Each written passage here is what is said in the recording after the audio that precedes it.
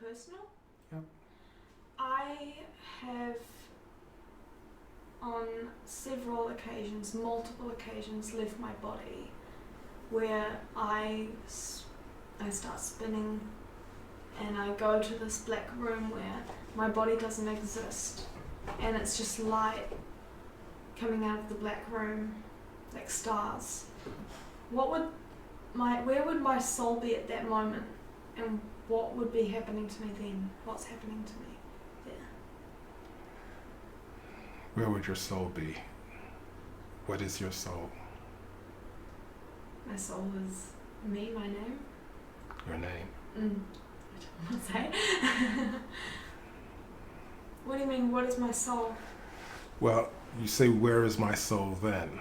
But the soul is light. Is the I. The soul is your consciousness. Your soul is that which is there before manifestation.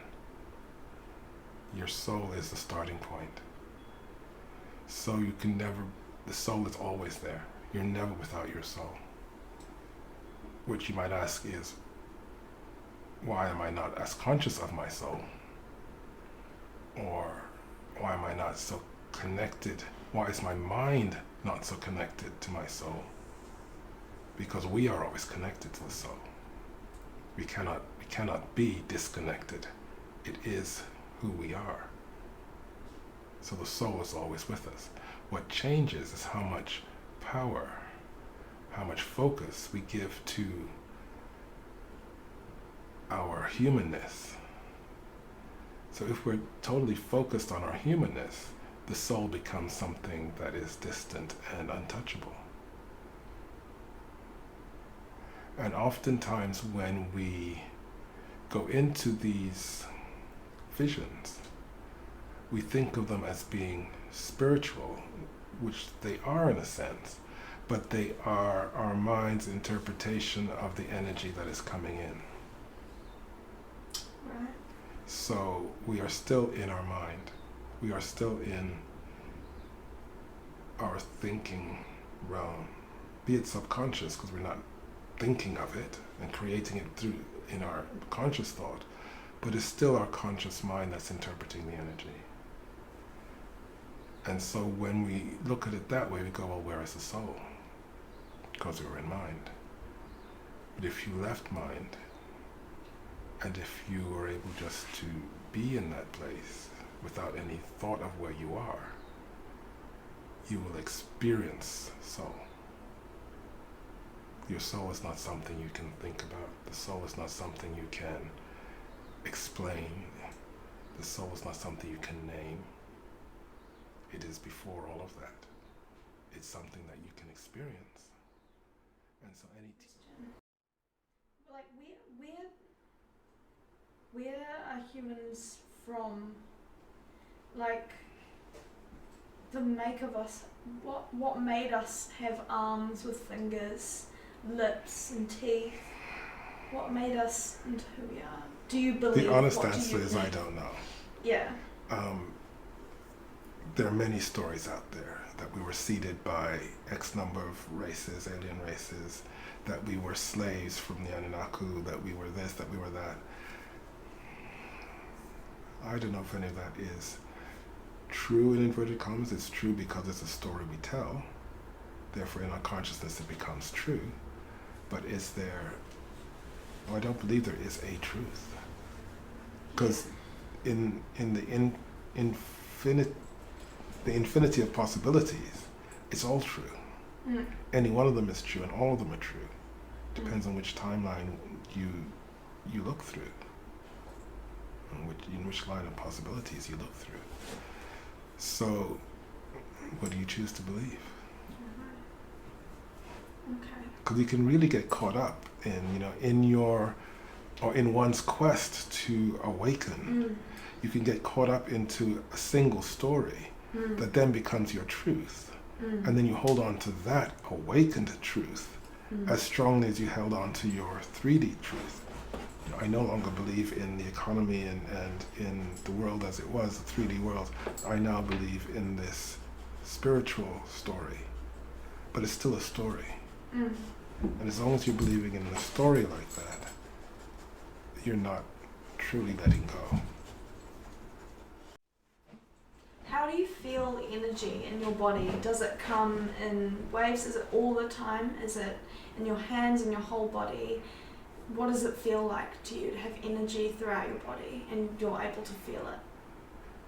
What does it feel Different like? frequencies feel different. Different energies feel different.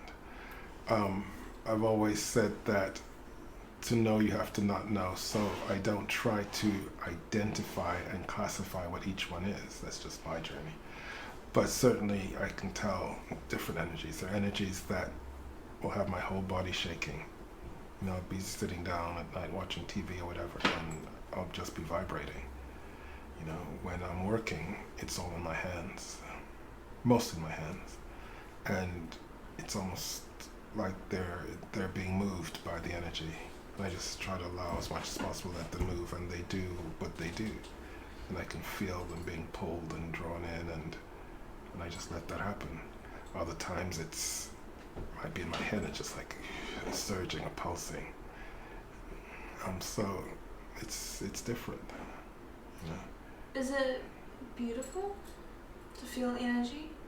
Sometimes, mostly now, but sometimes it's very painful. I remember when I was first feeling my head, and it felt like my head was going to burst.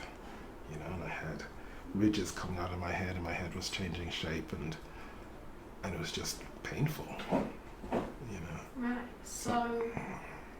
That's okay, my back does that now still, you know. There's this tension, you know, and I'm releasing stuff. I know it's releasing, so there's no angst about it, but I can feel that tension in my back, and I just have to let it go. So I wouldn't call that beautiful. What's beautiful is that I know what it is now, and I don't worry about it. I can feel myself releasing. Why are people consumed with worry and anxiety in their life? All these questions come down to the same simple answer. It's the difference between the big I and the little I. When we are focused on the egoic person, and we put all of our attention on past and future, we can't forget what's happened in the past, and we worry about what's going to happen in the future. When we do that, then our world is full of worry. When we focus on this moment now, and we can hold ourselves to that higher energy of I am, of that higher I, then those things become irrelevant. They're not as important. They're not who we are. So the answer is people worry because they are identifying with those things. They're identifying with either what's happened in the past or what they think is going to happen in the future. Do crystals hold energy and power? Like different crystals hold different energies and powers, is that true? Yes, they do hold energy. I don't know what you mean by power. Well, which one's the most powerfully energetic crystal that you've ever met? I don't know. You don't know? No, because I mean, powerfully energetic, it depends on what it is you need at that time. Right.